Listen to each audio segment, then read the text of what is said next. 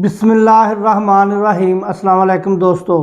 انسان جب پیدا ہوتا ہے تو اپنے والدین کے لیے ایک خوشخبری اور زندگی کی نئی امنگ اور ترنگ بن کر پورے خاندان میں خوشی کی علامت بن جاتا ہے، بھلے وہ بیٹی ہو یا بیٹا۔ ماں اپنے بچے کو پیدائش کے عمل سے لے کر پیدا ہونے تک اور پھر پیدا ہونے سے لے کر اس کی شیر خورگی اور اس کے اسکول داخل ہونے تک بڑی حفاظت اور دعاؤں میں سنبھال کر رکھتی ہے۔ نہ صرف والدین بلکہ خاندان کے باقی افراد بھی اس سے بڑے پیار سے اور محبت سے پیش آتے ہیں۔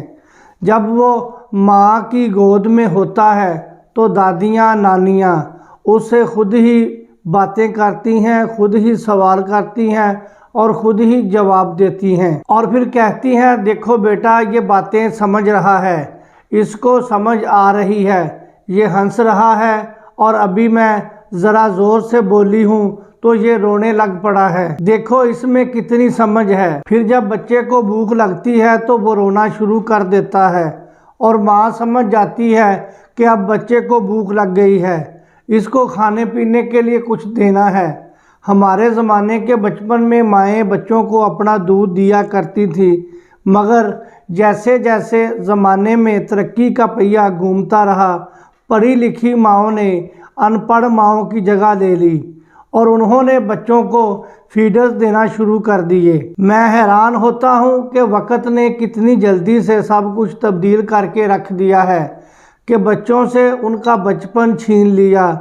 آپ حیران ہو رہے ہوں گے کہ وہ کیسے، تو میں آپ کو بتاتا ہوں۔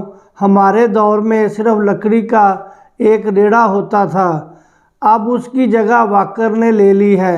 ہمارے دور میں قدرتی خوراک ہوا کرتی تھی جو مائیں بچوں کو دیا کرتی تھیں۔ بچپن دراصل انسان کی زندگی کا وہ خوبصورت ترین دور ہے جس میں وہ اپنی مرضی کی زندگی بسر کرتا ہے، کیونکہ پیدائش سے لے کر 5 سال کا ہونے تک، یا آپ یوں کہہ لیجئے کہ اسکول داخل ہونے تک، وہ ہر مشکل سے اور ہر فکر سے آزاد ہوتا ہے، وہ من کا موجی ہوتا ہے۔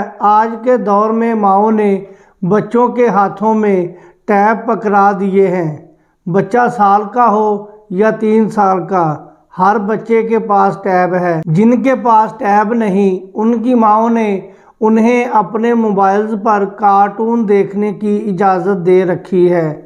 آپ شاید یہ سوچ رہے ہوں گے کہ شاید میں موجودہ دور کی اس تعلیم یافتہ ماں کو برے کردار میں پیش کر رہا ہوں، لیکن ایسا ہرگز نہیں ہے۔ میں تو صرف یہ سمجھانا چاہتا ہوں کہ ہمارے آج کے معاشرے میں ہم لوگ جو اپنے نومولود بچوں کو اتنی چھوٹی عمر میں سوشل میڈیا کی عادت ڈال دیتے ہیں، اس کی وجہ سے ان کی گروتھ کسی حد تک میں سمجھتا ہوں رک جاتی ہے۔